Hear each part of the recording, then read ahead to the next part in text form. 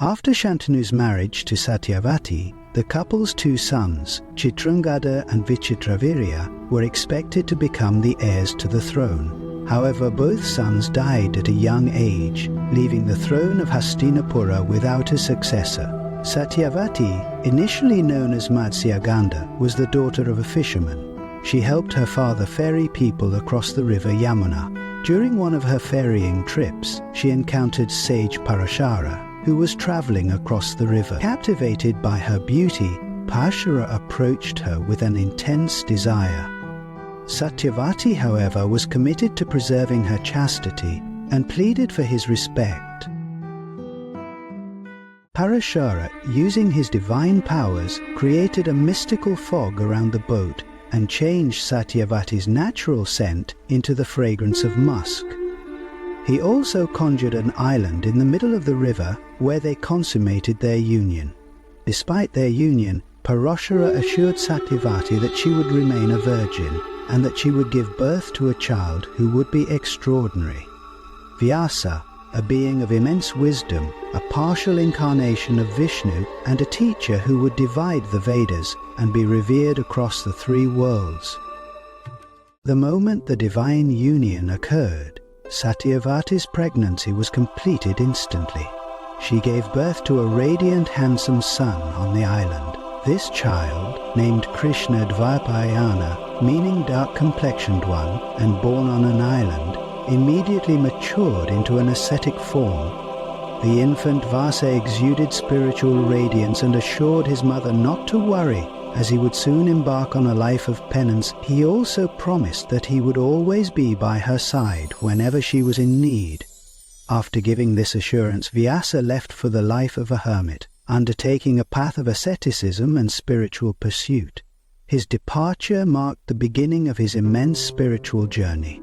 Satyavati, despite the divine nature of her son's birth, kept this event a secret. She did not reveal the truth even to her husband, King Shantanu. This event remained hidden, and Satyavati's past remained a mystery. The promise made to her father by Shantanu that Satyavati's children would inherit the throne of Hastinapura was one which formed the story for the Mahabharata. With no rightful heirs to the throne, an ancient practice was invoked, Niyoga, a sacred tradition where a wise and powerful sage could father children with a queen to preserve the lineage.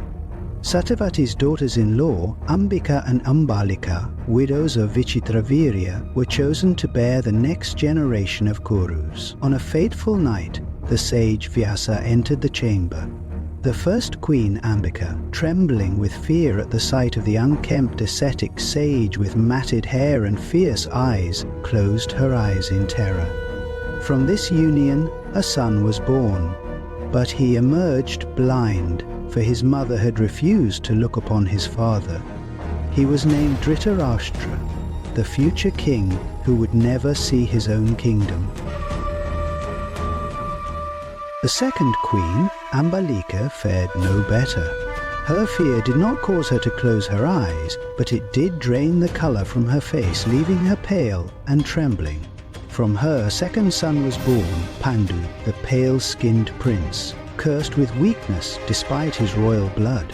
Seeing that neither heir was whole, Satyavati demanded that Vyasa try once more. This time, Ambika, unwilling to endure another encounter, sent her maidservant in her place. Unlike the queens, this woman did not flinch at the sage's presence. She met him with humility, devotion and respect. From their union, a third son was born, Vidura.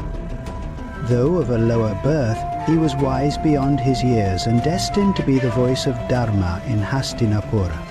Thus 3 sons were born, one blind, one weak, and one forbidden from ruling. The Kuru dynasty was secured, but at what cost?